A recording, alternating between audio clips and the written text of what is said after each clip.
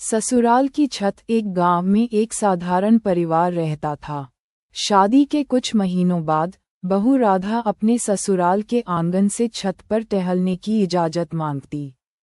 सासू माँ ने कहा, बहू, हमारे घर की बहू बेटियां छत पर नहीं चढ़तीं। राधा को ये नियम समझ नहीं आया, पर संस्कारी और समझदार होने के नाते वह चुप रह गई। मगर उसका मन बार बार यह सोचता कि छत पर जाने में आखिर क्या बुराई है। कुछ महीनों बाद घर में शादी का माहौल आया। घर में खूब चहल पहल थी। महिलाएं गा बजा रही थीं। इसी बीच राधा की सास ने एक पुरानी बात बताई। जब मेरी शादी हुई थी तो मुझे भी यही नियम मिला था।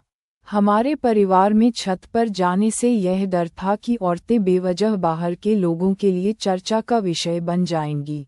राधा ने तब समझाया, मां जी, समय बदल गया है। बहू बेटियां आज आकाश की ऊंचाइयां छू रही हैं।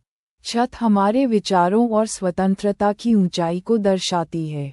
अगर हम आज भी पुरानी धारणाओं में बंधे रहेंगे तो हम खुद को पीछे रख देंगे। सास ने ये बात समझी और पूरे परिवार के सामने राधा को छत पर जाने की इजाजत दे दी। अब राधा न केवल छत पर टहलती बल्कि अपनी सास के साथ बैठकर चाय भी पीती। सीख।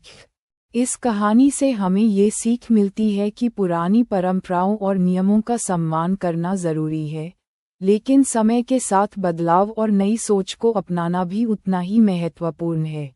यदि आपको और कहानियाँ चाहिए तो बताइए। नैतिक कहानियाँ और परियों की कहानियाँ भी उपलब्ध हैं।